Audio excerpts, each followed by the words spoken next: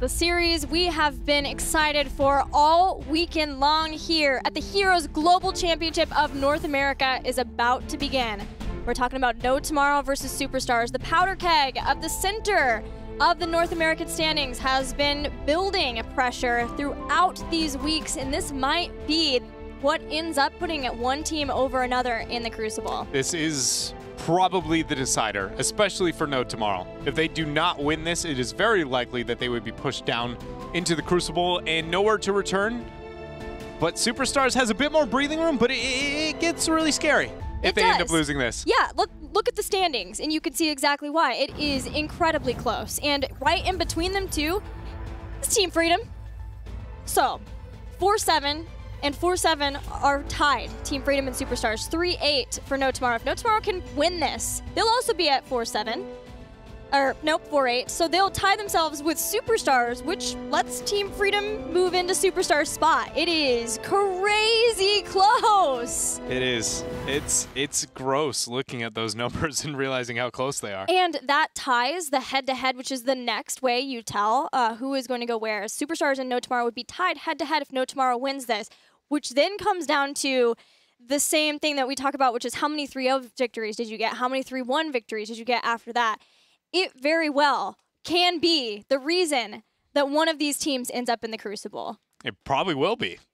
And it's exciting, but also kind of scary. Yeah. You know, Superstars and No Tomorrow. No Tomorrow has come out of Part 2 just like an entirely different team. We saw Niantic has made those changes in the last series, even getting the compliment there from Cattle. But No Tomorrow, for me, is the biggest change over the break that we saw at the Western Clash. They are the new and improved version, and it's paying out so far. And Superstars were the biggest changed, most improved team of Part 1. Yeah. So let's get to it. Superstars versus No Tomorrow.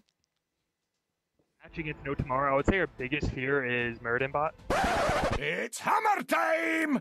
I would say the recent success that No Tomorrow is experiencing is definitely going to help try to push my own team as well to succeed, because they're basically applying pressure from below us that they're threatening to push us into Crucible range. So we're definitely going to have to step up our game and really make sure to show up this weekend to make sure that we secure our spot into the playoffs. At every point in the season, we had always seen ourselves being able to win every matchup we went into. Even when we were, 0-4, 0-5, we said, look, we can just win out from this point on, and we won't even be in Crucible range whatsoever. So the attitude just didn't change going into the second part of the season. We made our improvements in every game. It's just, we can win. And if we win week by week, game by game, we look at it one game at a time. An intense matchup for Superstars and No Tomorrow now. Both have had a rough weekend. Superstars were swept by Team 8 yesterday, and No Tomorrow went up against their scrim partners on Friday, B-Step, and were similarly swept. 3-0 losses for both teams heading into this match. Whew. Whew. That's how I feel about looking at North America. That's why I was trying to gauge it from Cattle. It's like sitting in the bottom four once you break the top 4 rankings. Even those have become less clear as time's gone on, but the bottom 4 is just, everybody is just scrapping to get out of that, clawing each other down, taking each other out. Grasping at rungs Yeah. at this point. Who makes it out? We don't know, but this is the start of it. First battleground will be Towers of Doom, chosen by Superstars. That would be the team I would expect to pick Towers of Doom. Warhead Junction was not banned out, though. Instead, it was Braxis for No Tomorrow and Tuma's Spider Queen for Superstars. Is exactly how I feel about that ban. So we might see the Warhead Junction, the legendary Warhead Junction. Careful now. There's no Freedom here yet. Freedom's our only NA team who's been actively like, we might take a team there. Yeah, that's a good point. It's probably unlikely, but I can see this going down to Game 5, and then both the teams just going, "What if?" What if we do it? I've seen crazier things here from these teams. Either way, we are ready to get into the very first draft here on Towers of Doom. Globals are a heavy focus on this map. They are kind of a little bit on every. Speaking of that, No Tomorrow getting rid of the false set is the Tacit response for Superstars. I'm Is a this wizard. in Dahaka? Yes, wow, good job being able to tell that Tassadar would be banned here. Thank you. Yeah, my first thought is, yeah, focus onto the Dahaka. I would like more Dahaka bans than Falsad's there. Like, don't get me wrong, Dahaka's awesome. He's scary, but just whenever, outside of Dragon Shower or like where you need a solo for a long period of time, I like Falsad over the Dahaka. He just provides more to the team, better, well-rounded hero. It does seem like a lot of teams prefer having Dahaka of the two. And a lot of that comes down to his survivability, right? If Falstad gets ganked, you have to hope that you can outplay whatever is going to gank him. And if Dahaka has that extra essence, he has adaptation at 10. Straf's just kicking off quick. Malfurion and Zeratul was the response for Superstars, and then Vala Zarya for No Tomorrow. Vala's going to be one of the hottest contested heroes of this series, I feel, between Jason and Faye. Even Hosty a little bit. Yeah. These two teams love their Vala. But No Tomorrow will claim here in game 1. We're going to have Goku there on the Zeratul as well. Big playmaker for Superstars, one we're going to keep track of. He's been rising, gaining even more respect in North America since he stepped foot in the North American scene a long time ago, playing for Tempo Storm, and every roster since. It seems like he is kind of the playmaker for his team.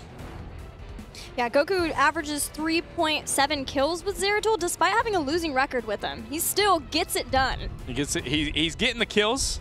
Sadly, the entire team is not getting the win.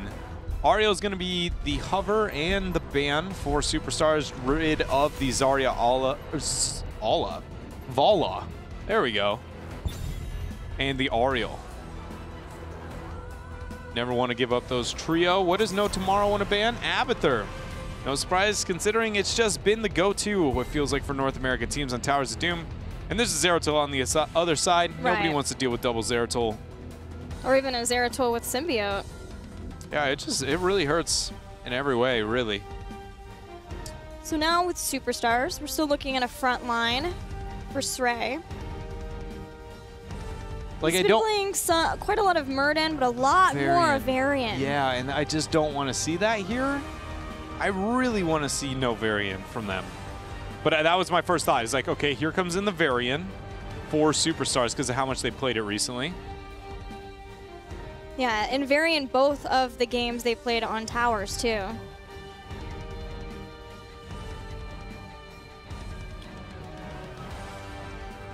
Still Lunara up. It's another Superstars possibility pick. Tychus Varian. Not going to change up a thing for Superstars. No Tomorrow onto their picks. Need the support still. With Malf gone, where do they want to go? I feel like that's hard to judge. Tiger JK could just be like, you know what, I'm going to go Karazim. I'm confident you have the pseudo support. It makes sense, but I could also see just, you know, screw it, going with a basic Rhaegar or Lucio. He's only played one Lucio game. He's sort of following the June perspective. Yeah. So I think it's far more likely that we have Rhaegar or Karazim, depending on their priorities. If they want to have Karazim available for Cleansing Touch, a lot of cleanses later on, sacrificing not having cleanse as early as 7 though. But if they think that Lunara is a pick for Superstars here, may want to get that Karazim. There's the Rhaegar and the Muradin. Another No Tomorrow triple warrior. So what does Superstars now pick as a response? The fact they've got the Tychus, they've got their Varian. Looking for another backline or warrior. I would like to see another backliner anytime you have Zeratul. Always want to try and pick those ranged assassins with him so you aren't losing out on the damage kill potential. What makes the most sense? Does a Lunara work here? Not really. Somebody who can kill beefy frontliners other than the Tychus? Nothing stands out to me. KT would be alright, but not necessarily the best comp. Yeah, we're waiting on Faye's pick. Zagara! Probably, unless Faye played Tychus. It's North America now. It's obviously a Zagara. Or... When was Faye playing a lot of Vikings? That was PAX. It was a long time ago, is what it was. PAX West. PAX Prime. PAX Nope, West now. I don't know what the branding is. I haven't been to PAX in a while. But either way, it was minimum 6 months ago. Long time ago. And even then, it was like she was the Vikings player for the squad when Vikings was a thing. You know, it wasn't like it was like a Faye hero, like we can see those off-brand talent builds or anything. It just was like she was the Vikings player. And in this game, you know, we know Vikings can be very, very difficult to deal with in this game. And into a triple warrior, usually it's going to be a little bit better. You have the Dahaka. Oh, man, And No Tomorrow sort of shot themselves in the foot by banning Falstad instead of being able to pick him up versus that. But there was no way. I don't know that they ever could have been able to tell. Generally, you would say, okay, so there's Zeratul. That's one of the counters that you would get to try to go Viking hunting. But it's just so rare. Yeah. To see Vikings here in North America. Europe, it's a different story. You have to consider that, especially versus Team Liquid. Hasuops is an amazing Vikings player. It's making a comeback for the Lost Vikings in Europe. It's really, conveniently enough, it seems like whatever team is sporting the Team Liquid brand is going to be the Vikings team. Oh, yeah. Chad originally, and it's like, moves over, Hasuops will bust it out. Yeah, Europe has been more prone to run TLV. In the past, it's not as much of a North American strategy, but it is one that we have seen from time to time. And Towers of Doom, it lasted the longest. Like, when the map announced itself, everybody was like, oh my goodness, TLV on those 3 caps, like that you can get 1 for free. You can soak the side lanes, and experience is awesome. But we've been a lot better with our sapper pressure, our microing around the map, to where Vikings have been significantly less impactful when they were picked, to the point where they fell out of the meta. Well, we're getting another old school pick once again. This time it's Superstars versus No Tomorrow. We'll see how it'll fare on Towers of Doom.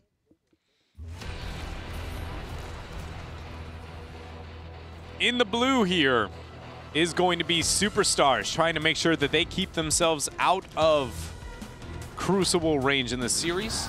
We're going to have Iacona playing the Malfurion. Saray, as always, is going to be on the very end there, playing a lot of that recently. Faye, she's going to be playing the Lost Vikings. Goku on his Zeratul. And last year, we're going to have Hosi on Tychus. Their opponents, No Tomorrow, trying to climb out of Crucible range. Tiger JK playing Rhaegar. Muradin played by Airho. Casanova playing Dahaka. We'll have Jason playing Vala, and Talking Trees will be the Zarya player. TLV's already split up. All 3 lanes there for the Vikings. And it's going to be a 4-man pressure on the bottom front wall already here for No Tomorrow. Members of Superstars rotating down. Not going to gain too much yet. So with the Lost Vikings, the way they're separated, hold on, we've got a shark in the waters for Goku. With Lost Vikings, the benefit for Superstars is that they have 4 heroes who can rotate around and try to look for picks or try to get some other sort of advantage, as long as the Vikings stay safe. If No Tomorrow can get kills on Vikings far away from the rest of the team of Superstars, like if Dahaka were able to do that in the top lane, then they could try to make Superstars lose out on Soak. One of the things for Vikings that I personally really appreciate from a competitive standpoint when we see them played is when Vikings are split in a 2-1, because when the Vikings are obviously looking just to soak all day, and you know Superstars are going to overload one of the lanes they've chosen bottom. And what you do during that downtime is in the mid and top lanes, Olaf's on his own, and then you set Eric and Baylog to be the kind of lone rangers, and one always stays behind the fort, from the gate wall, right? And so if they somehow get a pick on one of the Vikings, Olaf with his passive healing keeps himself up.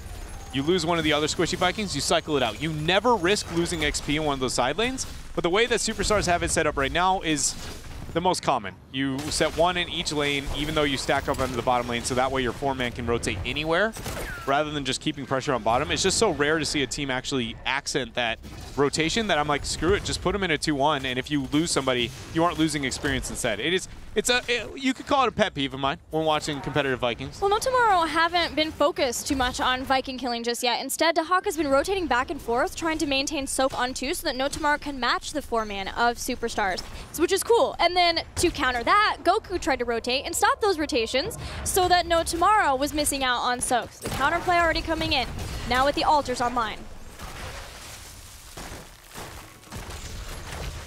Channel by Faye. Good interrupt coming out from trees. The channel low for one of the Vikings has already gone through. Dahaka trying to get his elsewhere. 4 more shots as Dahaka gets that channel off. Tiger JK is going to start the channel down below. Moonfire stopped with the Loon's Grace now here for Iacona. Brush stock in the bush.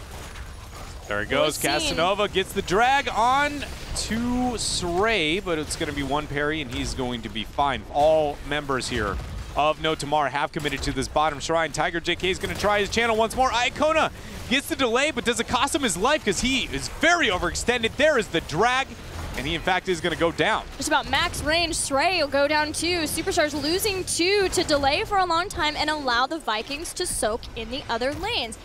Which is why, despite the 2 kills, very close in experience, even a slight advantage for Superstars. Although No Tomorrow looking to change that by taking down some structures in the bottom. No Tomorrow really needed to make sure they won that. The fact that they committed 5 people to this bottom lane means that they should be able to win. You can look at the power spikes of Vikings, much like that of Abathur, based on the fact that just early game doesn't provide too much to the team fight. It's more about your soak, your influence on the map.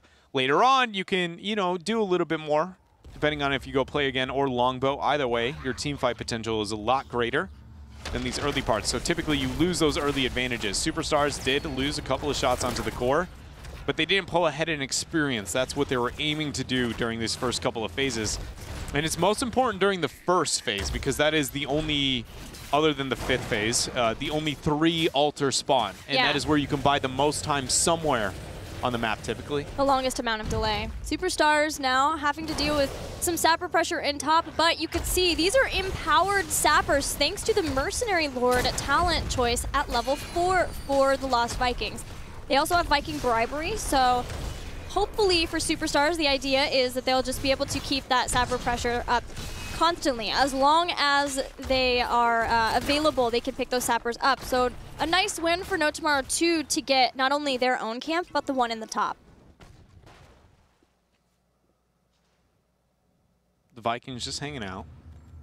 It's all about this bottom lane, Nobody cares about the Vikings getting the soak. We want to see the battle. Altar going to be up here in 20 seconds. No sappers for either side. It's all going to be about when does the burrow happen, how much soak do the Vikings get, especially because Urho being able to survive that. Casanova's already down here, so what are we going to see with the Vikings rotation? What is Faye going to do? Does she try and commit, or do they delay as long as they can, and it's all about the side soak? They have some good delay tools, especially Moonburn. So as long as Iacona can be zoned away, the Viking sneaking down and stopping Tiger JK, that is just salt to the wound. It very much is. Tiger JK goes for one more. No, Eric, he's got another delay there, but might cost Sray his life. That's going to be 2 of his parries. Dodges the drag. Faye coming in for that 3rd interrupt, Tiger JK. I like how casually he does it too. He's all adorable, walking up, throws a slingshot at you. He's like, oh, thank you, and then just walks away. In the end, though, No Tomorrow gets it. This delay did go a little bit better for Superstars than the last. They are ahead slightly in experience, trying to get heroic abilities faster than No Tomorrow, but not a huge amount. It's enough, though, if they can get this invade, especially Urho noped right on out with that dwarf toss. Ray's on the point, dropping the 2nd parry. That's going to be his 3rd as he goes down. A kill just in the nick of time before Superstars got heroic abilities. Play again, choice of heroic for the Vikings. Everything else as we would expect. Now No Tomorrow have a bit of time where they need to catch up in experience to heroic abilities of Superstars. Superstars look like they are going to respond to the sappers, maybe get some pressure out of their own. Good job getting the body block there to not let those go in, and with 10, they shouldn't be giving anything up. The Vikings, man, have seen so little pressure. They have gotten the soak. You just got to question if is that enough, right? The 3/4 of a level that they managed to pick up. Man, Urho, half a second away from getting that camp. The taunt comes out. The Avatar's going to drop. Twilight Dream uses. Ancestral Healing will go off after this Void. Expulsion Zone even to make sure that you can walk away and not get taken out before then. No Tomorrow on the retreat. The top Sapper camp was taken earlier by Superstars, and that did take down the towers in the top. So now that the Vikings are getting more of a control there, you can see they've gotten it again, and the Mercenary Lord will again come into play. Stray goes in. Doesn't drop a taunt yet. Still going to have that cooldown. Sapper's free clear. Vikings still pressuring out up on top. Not gotten the fort yet. Nope, but that was 2 rounds of Sappers. A Mercenary Lord hurts. 8 seconds for these 2 altars to spawn up. Dahaka going to respond to the pressure Faye's been able to put out so far. Olaf looking like he's going to want that channel on bottom as Sray just trying to buy time here on mid. Tiger JK stopped by a grenade. Quarterback lending to being able to stall out even more for Superstars. Sray goes in, gets the taunt onto the back line, forcing the cleanse out of Tiger JK. Urho pressuring out Hosty as No Tomorrow seems to be collecting themselves. Saray's been chased away. Casanova now joining the fight here in the mid over this altar. There's a grenade to stop. Trees is trying to push Iacona back so that he can't get the next stall, but Stray got that with Lion's Fang. Oh, taunt, 2 hits. Tiger JK has to go back in for the heal. Strafe is going to be dropped and no damage going out to Jason. He keeps up, but there's the Vorpal. Goku gets the kill, drops the Void, and picks off Tiger. Odin is the follow-up, and it is going to be a dark next couple of seconds for No Tomorrow as the Twilight Dream disables everything. Iacona getting the Ice Block on top of it. They're going to 4 for nothing, wipe this team fight, maybe even 5 for nothing. Yeah, these body blocks from Olaf are there. Expulsion Zone tried to save the life of Zarya, but no such luck. And before Superstars take this altar, they are going to claim 2 of No Tomorrow's bell towers. Now with a 2-level lead, a Talontier advantage, and having Vikings on your side, Superstars, they have got everything they need to be able to win this game here. This channel is going to lead to 6 more shots onto the core of No Tomorrow. Sapper pressure on bottom. They can cycle that out with a secondary Sapper set. It's a good day to be a Superstars fan right now. They're going to taunt Murden in the mid and get a kill. So now even cycling out staggered deaths for No Tomorrow. 3-level lead. No Tomorrow takes back top, but bottom is still a problem. Bottom, in fact, is, yep, it's a pretty big problem. And that is going to draw the aggro. Perfect rotation here for Superstars. They can move right on up to the boss, getting 4 more shots. And for the first time here, getting a advantage when it comes to that core HP. They take the shots, and conveniently, the bell tower is ripe for the taking too. Behind that, there's some Sapper possibilities for Superstars. Maybe even push along with that in the next Ultra phase. Just keep the bell tower game going is the name of the game for Superstars now. It's the beauty of having Lost Vikings on your team. I mean, Superstars have almost never broken up their 4-man the entire game. And it's the only hero in the game you can probably get away with that strategy. Just death ball from the beginning. And No Tomorrow here, it's... The one thing about Vikings and Abathur is they're really good at keeping up their advantage. Hold on a second. 2. There's a 3rd. Goes in for the taunt on a Tiger, but nobody having the damage and position to force it. It's going to get a Void. Void presents 2. Casanova is now brush-talked in underneath that Roots, but Expulsion Zone zoning away Iacona and the rest of Superstars. No follow-up Twilight Dream, so that still is available if there's a next team fight. Hosty has burned through Odin. So once that cooldown is down, that'll be maybe a nice window for No Tomorrow to try to take a fight, only using Expulsion Zone and Avatar right now. He gets the stun. Good cleanse coming out from Iacona. Goku's going to be fine. Teleports out. 4 seconds for the altar. As Faye goes in for a stun onto Tiger. Can they get this channel? One of the Vikings already starting it. Dahaka's the only person who actually stopped this. Faye goes in for the stun and body blocks off. They get it, but it costs a kill on the side of No Tomorrow too. This was a huge power play here for Superstars. Yeah, they get the kill, and they were able to stop Casanova from getting in to stop this channel. 28-14, doubling the core health of No Tomorrow is Superstars, and still with an incredible experience advantage in Game 1. There goes a taunt, the root. Good night once again. Murden cannot survive the CC chain that Superstars has. Thought No Tomorrow might give up that last shrine rotation just because it was very unrealistic for them to kind of stop some of those shots. I mean, obviously losing a member 2-3 staggered deaths is kind of just the worst case there. but they realistically could have just soaked up on top, got that pressure out, and try and bank on a later part of this game. Because what I was trying to touch up on before is that Lost Vikings and Abathur win a game harder, kind of like Sylvanas, but in a different way. Sylvanas takes like, oh, you want a team fight, and you can take any structure without being afraid to die. Whereas Vikings and Abathur, naturally when you're winning, you're pushing lanes. And so when you push out lanes, if your opponent's smart, they aren't pushing them back for free, giving you free experience, which means a winning team, unless there is an objective up elsewhere, is essentially giving free experience to the losing team, except for Vikings and Abathur. They actually keep that gap, like we saw Naventic actually do on Battlefield of Eternity. They keep that gap between you and your opponents even the whole way through because they soak lanes that no other hero in the can can't without dying. Safely. Only like Medivh is one of the only other exceptions. Right. And even he is not in the same way. Oh no, Jason falls roots there. Iacona steps in. Good cleanse from Tiger JK is going to allow Urho to withdraw. Expulsion Zone knocked Iacona out of Twilight Dream. So No Tomorrow will not lose anyone else at this moment unless they dive in to try to take out Tiger JK. If they can just buy any time, that's game.